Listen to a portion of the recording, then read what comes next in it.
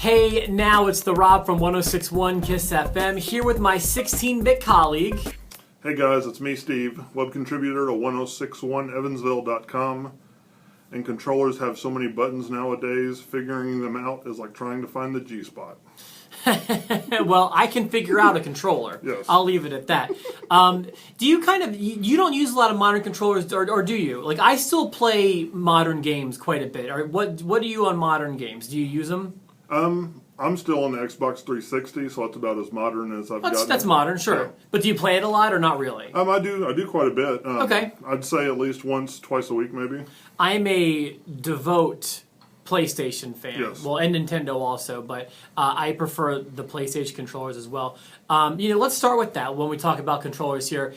There's a big difference, I feel like, between an Xbox controller and a PlayStation controller. Oh, yeah. To me, I really feel like PlayStation's controller is far superior. I believe it to be smaller, lighter, and just fits better in my hand. It feels less like a spaceship than the Xbox controller, in my opinion. Yeah. Have you felt a PlayStation 3 or 4 controller?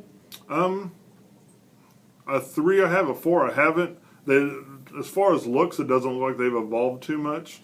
Yeah, well, a lot of professionals will say that the PlayStation 4 controller is the best controller out there and is a big step above the PlayStation 3 controller. However, as a user, it's a very minimal difference. As just a normal dude who plays video games, the difference between the PlayStation 3 controller and PlayStation 4 controller is very minimal. I would say just enough to make sure they can charge you for a whole new controller every time. Of course, yes. So, where do you want to start? I feel like we can actually start pre-Nintendo, because Atari had some wacky controllers. Yeah, imagine this. One stick, one button. Okay, well there's that. Or imagine this. One wheel and a telephone keypad.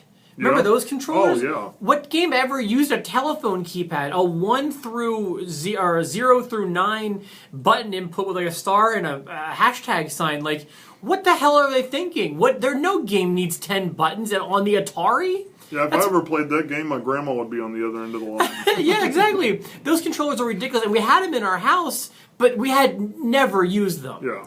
Those Atari controllers. Atari had some winners, like the joystick with the button was pretty well liked. Was that like the de facto Atari controller? Yeah. That's the one I learned to play with my feet. Understandably so. But then I feel like the game changed when Nintendo released in the United States in '85. Yeah. That controller was iconic, but had its flaws. Yeah. So it was small, and after extended periods of play, would certainly hurt your hand because of the hard curves or the sharp turns on it. It was rectangular instead of there was no curves, and for someone with big hands, that can get uncomfortable. Yeah. Nintendo recognized that, and with the Super Nintendo, in my opinion, reached their apex. Well, I have thoughts about that, but when that bone-shaped controller came out for the Super Nintendo, which, by the way, added 2 face buttons, the X and Y button, 2 shoulder buttons, L and R, and maintained the start, select, and the D-pad and the A and B buttons from the original Nintendo controller, but it was so much more comfortable on the hands because it had curves as opposed to those sharp edges, which was a big step forward and made playing for extended periods of time, like for example 15 years, much more comfortable. Of course, all the people with the square hands hated the curved edges. That's true. They did isolate those people. I did not like Sega Genesis's controller as much. Okay, yeah. The claw. Yeah. With 3 buttons that just didn't feel right to me. But if you're playing a fighting game, like having those 4 buttons there is like really important, or a sports game. Yeah. I didn't like having just the 3 to choose from. In fact, oftentimes you'd find that they'd have to if a game came out on Super Nintendo and Sega Genesis, to use like a 4th button, you'd have to hit down an A or something. Yeah. And who wants to do that? Not me. Plus, it was big. It was kind of comfy, but it was bigger, and it also had the shorter wire. It was like you got 2 feet of playroom with the Genesis controller, whereas Nintendo gave you like 20 feet. It was just like it was not enough, in my opinion. After that, Sony came out of the gate with the PlayStation, and their controller, while it did evolve over time. Right out of the gate was not a bad controller. No, not at all. It did not have the 2 joysticks yet. That came later on in its lifespan. But the original ones, they were comfortable. They were cool looking. Had the 4 face buttons. I believe it had 4 shoulder buttons. I think it had... I think the first one only had 2. Did it? Okay, maybe it did. I could be wrong. No, but you might be right too. Yeah. Either way, I forget how many shoulder buttons it had, but I don't even know that we need 4 in today's day and age, to be honest with you. But that controller was nice. Before the PlayStation 1's lifespan was done, and even before the PlayStation 2 happened, the DualShock controller came out, which is still, in my opinion, the industry standard for controllers, because that's what the PlayStation 3 and 4 controllers are really modeled after. Yeah. It no matter how many the first one had, this DualShock controller had 2 shoulder buttons. It had 2 thumb pads, which were really, really comfortable for joysticks. Yeah. And the D-pad and the 4 buttons to interact with. So that was perfect. I liked that one a lot.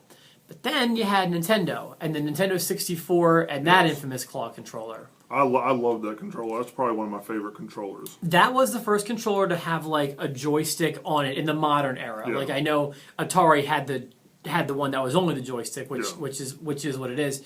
But this one was very innovative. It had many face buttons. In fact, possibly too many. You had A and B, which got special treatment as being big. Yeah. And I believe one was blue and one was green. Yes. And then you had 4 yellow C buttons, Yep. which I believe C stood for camera, and was for most games. Yeah, and but had that very innovative little thumb joystick in the middle, so you could hold it one of 2 different ways. You could kind of hold it closer, and you'd be using the thumb controller, or you could hold it farther apart and use the D-pad. It was the first one that had you have the option, I believe. Yeah, it was almost like 2 mini controllers in one. Yeah, but it was also big. It was also clunky, and with some added peripherals, you could make it vibrate with the Rumble Pack, Yes. which was the first controller that could do that. And you could also, which was a big deal when it happened. I mean, it might sound stupid now, but it was a big deal when it happened. And you could also store external memory on it with the memory card. So that was kind of crazy. That kind of what's taken a step forward with the Dreamcast controllers. You could put a memory card right in that little slot, and not only that, you could interact with the memory card on the display. Do you remember that? Oh, yeah. You could take it as a little game outside. Not that many games utilized it, or at least utilized it very well, but it was a pretty innovative memory card, if nothing else. Oh, definitely. That controller, though, not very comfortable, very big, very clunky like the other Sega controllers, and super duper short. And if you remember, those controllers, they had the wire was on the wrong side. When you were holding the controller, the wire was attached to the bottom of the controller and not the top, which is not, in my opinion, the wrong thing to do. It is the wrong thing to do. The controller wire should be at the top of the controller. What else is worth mentioning, Steve? I guess we covered the modern ones earlier. You want to talk about spaceships? We have to mention the Sega Dreamcast controller. Have you ever held one of those? Isn't that what we just talked about? Is that what you were talking about? I'm sorry. Yeah, did I say something different than the Dreamcast? You may have. I was on a different channel. I apologize. Okay, sure, no problem. The Dreamcast controller also had the joystick on it. Yeah. It had a D-pad and I believe 4 face buttons as well. Just a start button, though. I don't think it had a select button, did it? No, I don't believe so. So, what did you want to mention about that for spaceship games? Oh, yeah. Just the size of it. I mean, it was completely unnecessary. It's like Sega, bigger is better. Yes, exactly. We do what Nintendo don't. Yes. Does your controller weigh 20 pounds? Nintendo don't. Exactly. So, if I had to pick a favorite, it's probably the PlayStation 3 controller. Okay. I just think it's perfect, and not only that, it keeps a long charge. It's worth mentioning that these controllers don't need batteries. There's the built-in battery, I should say. Xbox 360, doesn't that use batteries? Oh, yeah. Oh, you know what else we didn't mention was the Wii. Probably worth mentioning too. Oh, yeah. The elongated or the upright controller. That was a very innovative controller that changed the game when it came to motion controls. That little stick or a little panel in your hand, almost like a TV remote, you could do a lot with that. Oh, yeah. A very powerful remote. But if you're playing a game on the couch, which is what I like to do, like I don't need to be standing up and dancing to enjoy my games, their nunchuck peripheral with their controller, it to me was not ideal. I preferred the PlayStation controller scheme, or if I'm playing on the Wii or the Wii U, if I can use the classic controller, which is the one that looks just like the Super Nintendo controller, yes. I'm a happy camper. You know what else I wanted to mention too? I'm sorry we're going out of order here, but GameCube's controller. I love that controller. Yeah, that was really nice. It kind of had the advantages of the big Nintendo 64 controller, but in a smaller package. Yeah. It rumbled. You could also starting with Nintendo 64, and pretty much almost every console forward, was the first one to let you have 4 controllers in a console without any sort of third-party peripheral to get 4-player gaming on. Yeah, so, when that controller went wireless, I was a happy kid. What is your favorite controller to play video games with? Either the GameCube or the 64 are probably the ones that. The 64. Yeah. Sure. As big as it was so innovative. And at first I hated the little joystick, but I came to love it. And it's the worst in Mario Party 1. Yeah. When you have to do that game where you have to keep moving us in a circle. Whose idea was that? That was stupid. So to wrap up our conversation about controllers, thank you for tuning in. I am the Rob for my partner Steve. Thanks, guys.